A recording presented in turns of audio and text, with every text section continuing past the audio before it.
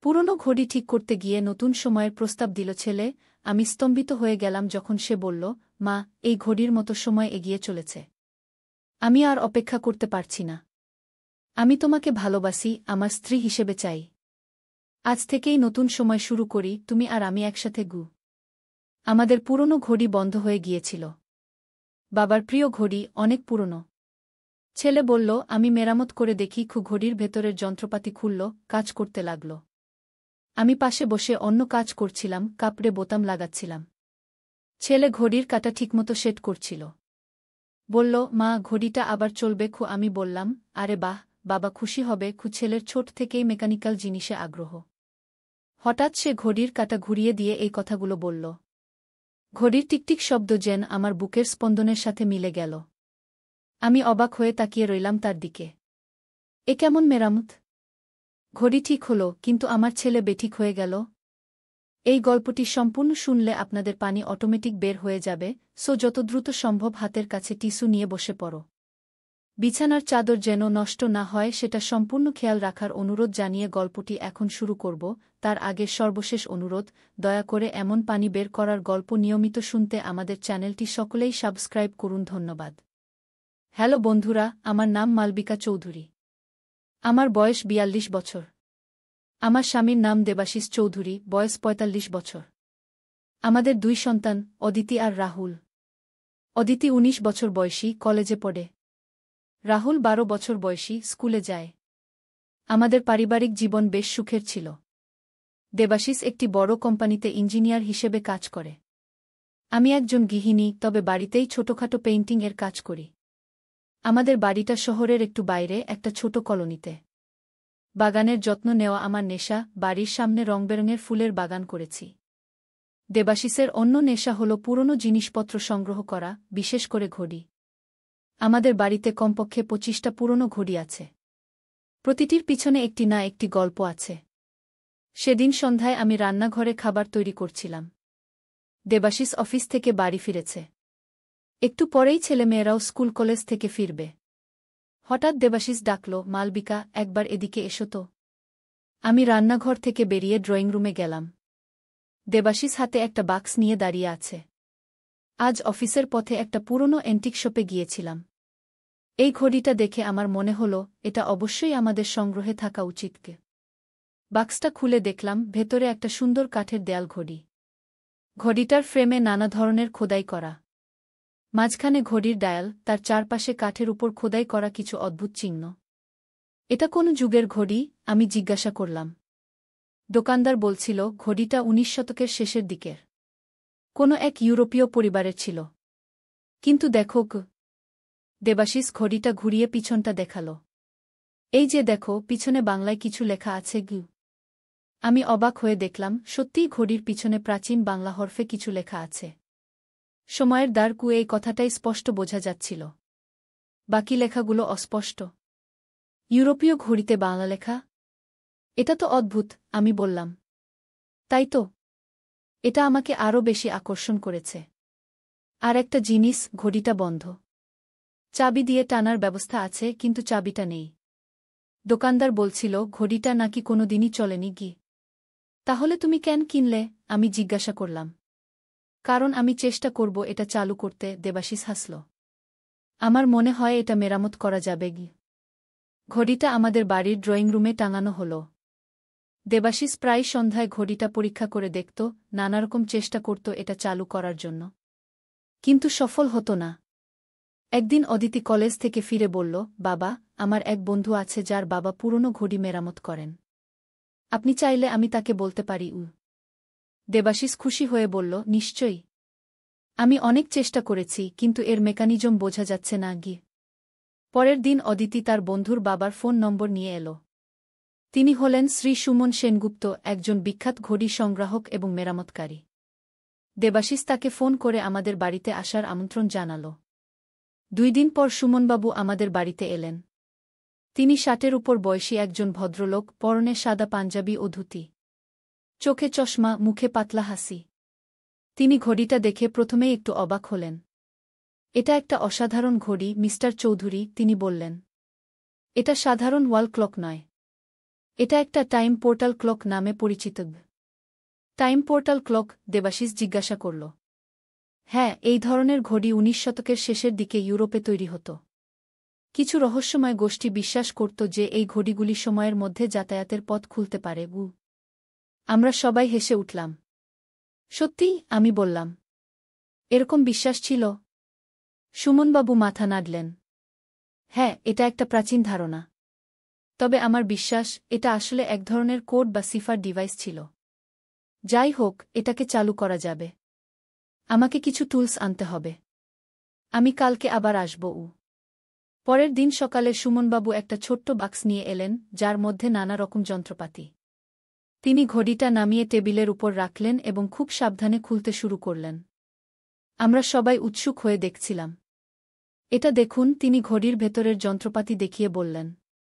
সাধারণ ঘড়ির থেকে এটা অনেক জটিল। এর মধ্যে অতিরিক্ত কিছু গিয়ার এবং যন্ত্র আছে, যার কাজ আমি বুঝতে পারছি না।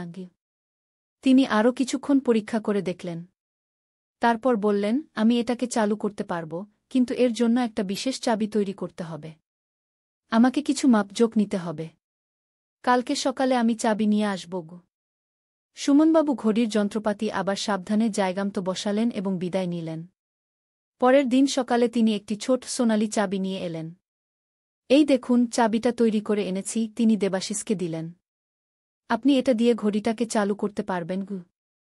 দেবাশিস উত্তেজিত হয়ে চাবিটা নিল এবং ঘড়ির পিছনে লাগাল। ধীরে ধীরে চাবিটা ঘোরাল। একটা বিচিত্র শব্দ হল, যেন কোনো গভীর থেকে আসা সুর। ঘড়ির কাঁটা ঘুরতে শুরু করল। চমৎকার, দেবাশিস খুশি হয়ে বলল। এটা চলছে। সুমনবাবু ঘড়িটা আবার দেয়ালে টাঙাতে সাহায্য করলেন। তারপর বললেন, একটা বিষয় মনে রাখবেন। এই ঘড়ির সঙ্গে একটা কিংবদন্তি জড়িত আছে। বলা হয়, পূর্ণিমার রাতে যখন চাঁদের আলো ঘড়ির উপর পড়ে, তখন যদি কেউ ঘড়ির সামনে দাঁড়িয়ে কোনো অতীত সময়ের কথা মনে করে, তাহলে সেই ব্যক্তি সেই সময়ে যেতে পারে। কি? আমরা আবার সবাই হেসে উঠলাম। চমৎকার গল্প, দেবাশিস বলল। সুমনবাবু হাসলেন। হ্যাঁ, গল্প তো বটেই। যাই হোক, এই সেবার জন্য আমার কত দিতে হবে? দেবাশিস তাকে ফি দিল এবং ধন্যবাদ জানাল। সুমনবাবু চলে যাওয়ার আগে আমাকে একটা কাগজে লেখা কিছু দিয়ে গেলেন। এটা ঘড়ির পিছনে লেখা বাংলা অক্ষরগুলোর পূর্ণ অনুবাদ। আমি এটা পড়তে পেরেছি। কাগজটা দেখলাম। লেখা ছিল, সময়ের দ্বার খুলো তোমার মায়াজাল। অতীতের পথে নিয়ে যাও আমায়, যেখানে আছে সব উত্তর, সমস্ত রহস্যের সমাধান। এটা মনে হয় কোনো কবিতা, আমি বললাম। খুব রহস্যময় শোনাচ্ছে। হ্যাঁ, পুরনো জিনিসপত্রের সাথে এরকম রহস্য থাকাটাই তো মজার, দেবাশিস বলল। সেদিন রাতে আমরা ঘুমাতে গেলাম। মাঝরাতে হঠাৎ আমার ঘুম ভেঙে গেল একটা অদ্ভুত শব্দে। আমি ঘড়ি দেখলাম, রাত 12টা বাজে। দেবাশিস গভীর ঘুমে। আমি উঠে দেখতে গেলাম। ড্রয়িং রুমের দিক থেকে একটা হালকা আলো আসছে। আমি পা টিপে টিপে সেদিকে গেলাম। ড্রয়িং রুমে ঢুকে দেখি, সেই পুরনো ঘড়িটা থেকে একটা অদ্ভুত নীলাভ আলো বের হচ্ছে। আমি অবাক হয়ে এগিয়ে গেলাম।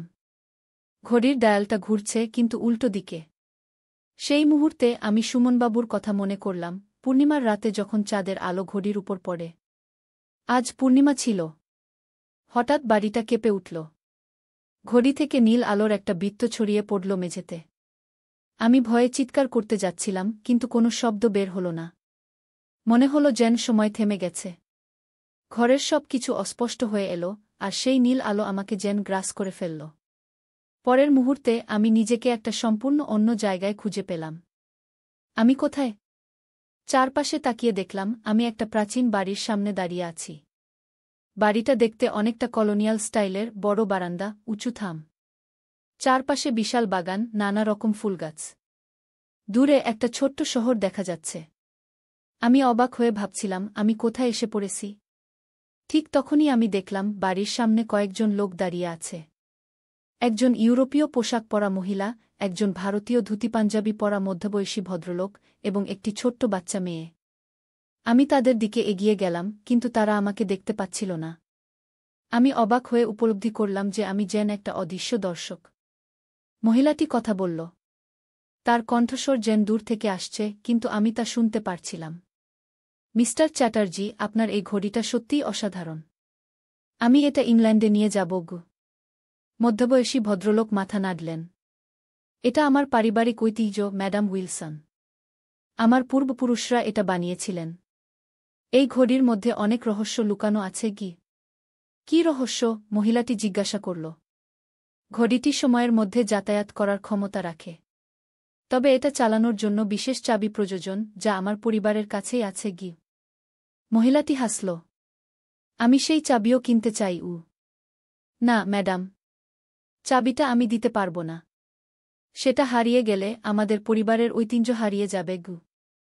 মহিলাটি নিরাশ হলেন। ঠিক আছে, তবে ঘড়িটা আমি নিশ্চয়ই নিয়ে যেতে পারি? আপনি সম্মত হয়েছেন গু? ভদ্রলোক মাথা নাড়লেন। হ্যাঁ, ঘড়িটা আপনি নিয়ে যেতে পারেন। তবে এর সম্পূর্ণ ক্ষমতা আপনি কখনো অনুভব করতে পারবেন না গি। হঠাৎ পরিবেশ আবার ঝাপসা হয়ে এল। আমার চারপাশে সবকিছু ঘুরতে লাগল। আমি আবার নিজেকে আমাদের ড্রয়িং রুমে পেলাম, সেই ঘড়ির সামনে দাঁড়িয়ে। এবার ঘড়িটা স্বাভাবিকভাবে চলছে, কোনো নীল আলো নেই। আমি কি স্বপ্ন দেখছিলাম? কিন্তু এটা এত বাস্তব মনে হয়েছিল। আমি কাপা হাতে ঘড়িটা স্পর্শ করলাম। এটা ঠান্ডা এবং স্বাভাবিক। আমি ফিরে গেলাম শোবার ঘরে। দেবাশিস এখনও ঘুমাচ্ছে। আমি শুয়ে পড়লাম, কিন্তু ঘুম এলো না। পরের দিন সকালে আমি দেবাশিসকে আমার অভিজ্ঞতার কথা বললাম। সে হেসে উড়িয়ে দিল। তুমি স্বপ্ন দেখেছ, মালবিকা। সুমনবাবুর গল্প শুনে তোমার মনে ছাপ পড়েছে কি? কিন্তু এটা স্বপ্ন মনে হয়নি কি? আমি জোর দিয়ে বললাম। তুমি কি সত্যিই বিশ্বাস করো যে তুমি সময়ের মধ্যে যাতায়াত করেছ? এটা অসম্ভব। আমি চুপ করে গেলাম। হয়তো সেই ঠিক। হয়তো এটা একটা স্বপ্নই ছিল। কিন্তু পরের দিন আমি একটা অদ্ভুত জিনিস লক্ষ্য করলাম। ঘড়ির পিছনে যে বাংলা লেখা ছিল তা পরিবর্তন হয়ে গেছে। এখন লেখা আছে, যা দেখেছ তা বাস্তব। সময়ের দ্বার খোলা আছে। যে খুঁজবে সে পাবে। রহস্যের চাবি তোমারই হাতে গু। আমি কাউকে এ কথা বললাম না। কিন্তু রাতে যখন সবাই ঘুমিয়ে পড়ল, আমি আবার ড্রয়িং রুমে গেলাম। ঘড়িটা এখন স্বাভাবিকভাবেই চলছে। আমি ঘড়ির সামনে দাঁড়ালাম, সেই কিংবদন্তি মনে করে। আজ পূর্ণিমা নয়, তাই হয়তো কিছু ঘটবে না। কিন্তু আমি জানতে চাইলাম আরও কিছু। যদি সেই দৃশ্য আমার কল্পনা না হয়, তাহলে এই ঘড়ির ইতিহাস কি? কিভাবে এটা আমাদের কাছে পৌঁছাল? হঠাৎ ঘড়ির কাঁটা থেমে গেল। ঘড়ির ফ্রেমের চারপাশে যে খোদাই করা চিহ্নগুলো ছিল, সেগুলো হালকা আলোতে ঝিলিক দিয়ে উঠল। আমার চোখের সামনে ঘড়ির ডায়ালটা যেন পর্দায় পরিণত হল এবং তাতে ছবি ভেসে উঠল। আমি দেখলাম একটি প্রাচীন বাংলার দৃশ্য। একটি কারিগর খুব মনোযোগ দিয়ে একটি ঘড়ি তৈরি করছে। তার পাশে একজন জ্যোতিষী বসে আছে, যিনি নকশা ও মন্ত্র দিচ্ছেন। ঘড়িটি তৈরি হবার পর সেটি একটি মন্দিরে রাখা হল। বহু বছর পর ব্রিটিশ শাসনকালে ঘড়িটি একটি জমিদার বাড়িতে এল। তারপর সেই দৃশ্য, যেটি আমি আগের রাতে দেখেছিলাম, ঘড়িটি ম্যাডাম উইলসনের হাতে চলে গেল। তারপর ঘড়িটি ইংল্যান্ডে একটি বড় বাড়িতে। কয়েক প্রজন্ম পর ঘড়িটি একটি নিলামে বিক্রি হল। এরপর ঘড়িটি বিভিন্ন মালিকের হাত ঘুরে ফিরে অবশেষে সেই অ্যান্টিক শপে এল, যেখান থেকে দেবাশিস এটি কিনেছে। ছবিগুলো মিলিয়ে গেল। ঘড়ির কাঁটা আবার চলতে শুরু করল। আমি অবাক হয়ে দাঁড়িয়ে রইলাম। এটা সত্যিই ঘটেছে, না আমি আবার স্বপ্ন দেখছি?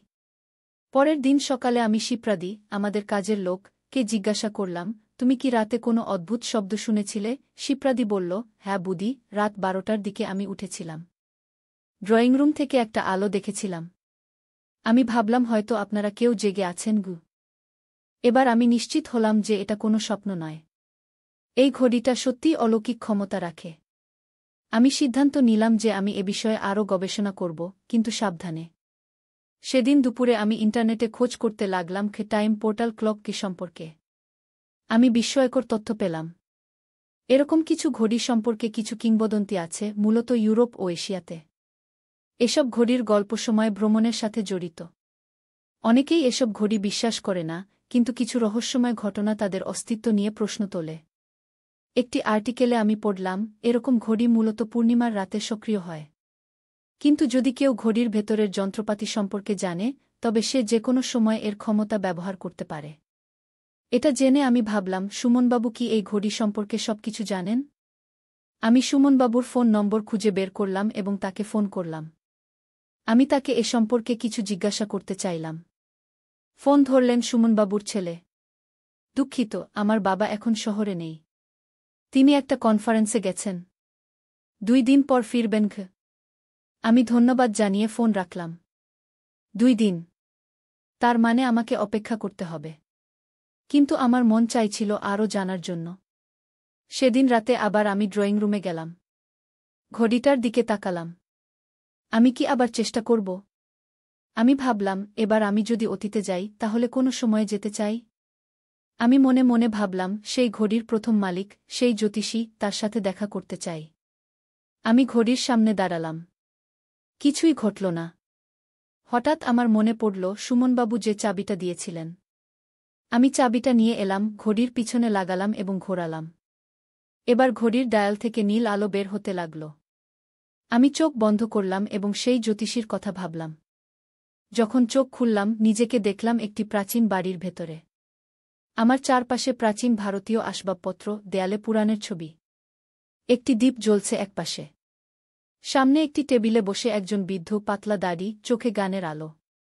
তিনি কিছু লিখছিলেন একটি পুঁথিতে। আমি এগিয়ে গেলাম। এবারেও আমি অদৃশ্য বলে মনে হচ্ছিল। বৃদ্ধ লোকটি হঠাৎ মুখ তুললেন, আমার দিকে তাকালেন। তুমি এসেছ, তিনি বললেন। আমি তোমার অপেক্ষা করছিলাম। আমি চমকে উঠলাম। আপনি আমাকে দেখতে পাচ্ছেন?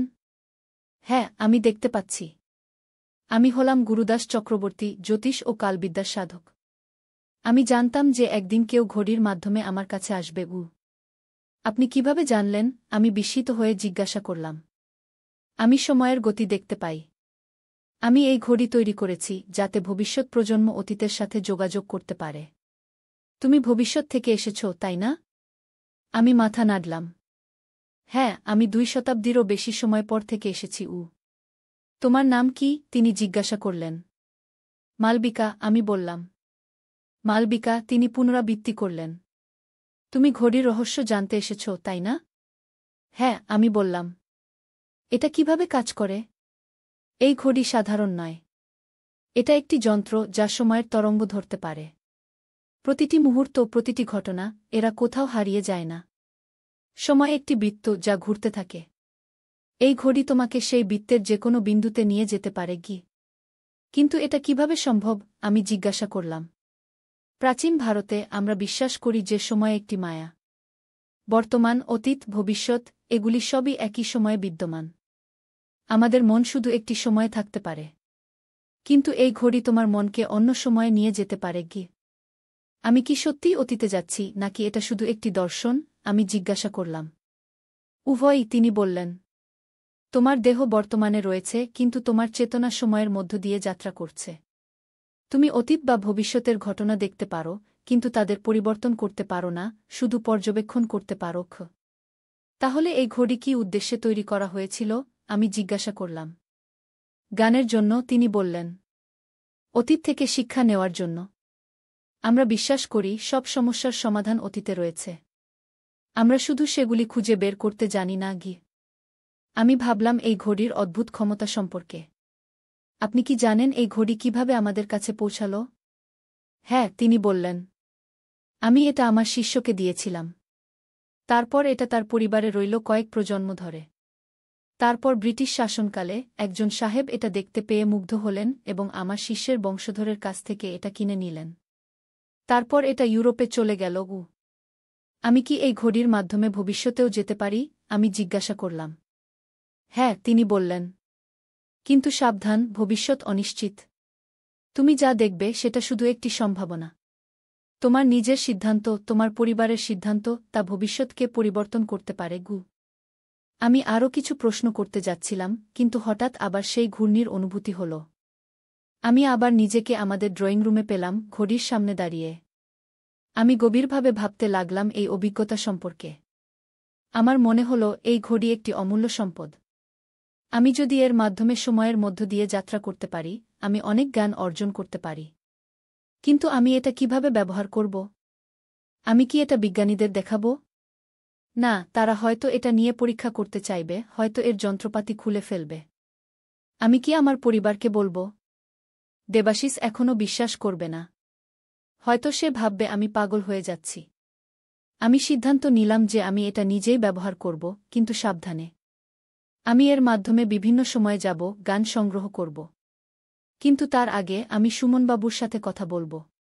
তিনি নিশ্চয়ই এই ঘড়ি সম্পর্কে আরও জানেন। পরদিন সকালে আমি আবার সুমনবাবুর বাড়িতে ফোন করলাম। এবার তিনি নিজেই ফোন ধরলেন। সুমনবাবু, আমি মালবিকা চৌধুরী। আপনি আমাদের বাড়িতে ঘড়ি মেরামত করতে এসেছিলেন, মনে আছে? হ্যাঁ, মিসেস চৌধুরী। ঘড়িটা ঠিকমতো চলছে তো? হ্যাঁ, চলছে। কিন্তু আমি এ বিষয়ে আপনার সাথে কথা বলতে চাই। আপনি কি আজ আমাদের বাড়িতে আসতে পারবেন? অবশ্যই, আমি দুপুরের পর আসতে পারি গু। দুপুরের পর সুমনবাবু আমাদের বাড়িতে এলেন। দেবাশিস অফিসে, রাহুল স্কুলে, অদিতি কলেজে। শুধু আমি ছিলাম বাড়িতে। আমি তাকে ড্রয়িং রুমে বসালাম, চা দিলাম। তারপর সরাসরি প্রশ্ন করলাম, সুমনবাবু, আপনি কি এই ঘড়ির সত্যিকারের ক্ষমতা সম্পর্কে জানেন? তিনি চায়ে চুমুক দিয়ে আমার দিকে তাকালেন। আপনি কি অনুভব করেছেন? হ্যাঁ, আমি বললাম। আমি এর মাধ্যমে অতীতে গেছি। আমি জানি এটা অবিশ্বাস্য শোনাচ্ছে, কিন্তু গু। তিনি হাত তুলে আমাকে থামালেন। না, তা অবিশ্বাস্য নয়। আমি জানি ঘড়িটার ক্ষমতা সম্পর্কে। আমি নিজেও এটার মাধ্যমে ভ্রমণ করেছি। আমি অবাক হয়ে গেলাম। আপনিও? আপনি কিভাবে জানলেন এই ঘড়ি সম্পর্কে? আমার পরিবারের সাথে এই ঘড়ির একটা যোগাযোগ আছে, তিনি বললেন। আমার পূর্বপুরুষরা ছিলেন সেই গুরুদাস চক্রবর্তীর শিষ্য, যিনি এই ঘড়ি তৈরি করেছিলেন গু। কিন্তু কিভাবে আপনি জানলেন যে ঘড়িটা আমাদের বাড়িতে আসবে? এটা কোনো কাকতালীয় ঘটনা নয়, তিনি বললেন। আমি খুঁজে বের করেছি যে ঘড়িটা ওই অ্যান্টিক শপে বিক্রি হচ্ছে। তারপর আমি জানতাম যে আপনার স্বামী পুরনো জিনিস সংগ্রহ করেন। আমি দোকানদারকে বলেছিলাম, যদি দেবাশিসবাবু আসেন তাহলে তাকে এই ঘড়িটা দেখাতে গু। কিন্তু কেন? আমি জিজ্ঞাসা করলাম। কেন আপনি চাইলেন যে ঘড়িটা আমাদের বাড়িতে আসুক? কারণ ঘড়িটা কারো না কারো কাছে আসবেই, যে এটার ক্ষমতা ব্যবহার করবে, তিনি বললেন। আমি চেয়েছিলাম এটা এমন কারো কাছে আসুক, যে এটাকে সম্মান করবে এবং এর ক্ষমতা বিবেচনার সাথে ব্যবহার করবে। আপনার পরিবার সম্পর্কে আমার ভালো ধারণা ছিল। আপনি কি জানেন এটা ঠিক কিভাবে কাজ করে? আমি জিজ্ঞাসা করলাম। হ্যাঁ, তিনি বললেন। ঘড়ির ভেতরে একটি বিশেষ পাথর আছে, যা নাকি হিমালয় থেকে সংগ্রহ করা হয়েছিল। এই পাথরের ইলেকট্রোম্যাগনেটিক প্রপার্টিস আছে, যা মানুষের মস্তিষ্কের উপর প্রভাব ফেলতে পারে। যখন ঘড়ির চাবি দেওয়া হয়, পাথরটি কিছু বিশেষ তরঙ্গ উৎপন্ন করে, যা মস্তিষ্ককে একটি অল্টার্ড স্টেট অফ কনশাসনেসে নিয়ে যায়। এই অবস্থায় আপনি সময়ের মধ্য দিয়ে যাত্রা করতে পারেন গু। আমার শরীর সত্যিই অতীতে যায় না, তাই না? আমি জিজ্ঞাসা করলাম। না, শুধু আপনার চেতনা যায়, তিনি বললেন। আপনার শরীর এখানেই থাকে, একটা ট্রান্সলাইক স্টেটে। কিন্তু আপনার অনুভূতি সত্যিকারের আপনি অতীত বা ভবিষ্যতে যা দেখেন, তা আপনি সত্যিকারভাবেই অনুভব করেন গু। আমি কি এই ক্ষমতা নিয়ন্ত্রণ করতে পারি? আমি কি ঠিক করতে পারি কোনো সময় যাব? হ্যাঁ, তিনি বললেন।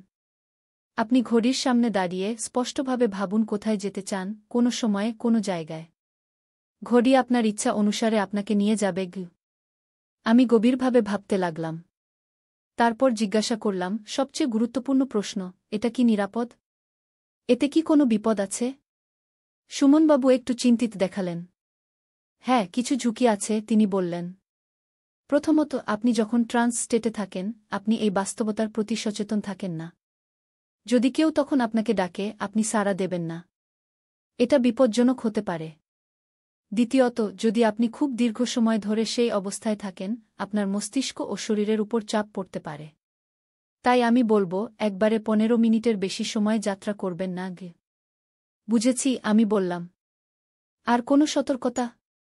হ্যাঁ, একটি খুব গুরুত্বপূর্ণ সতর্কতা, তিনি বললেন। আপনি যেখানেই যান, যাই দেখুন না কেন, মনে রাখবেন আপনি শুধু একজন পর্যবেক্ষক। আপনি কোনোভাবেই ঘটনাবলী পড়ি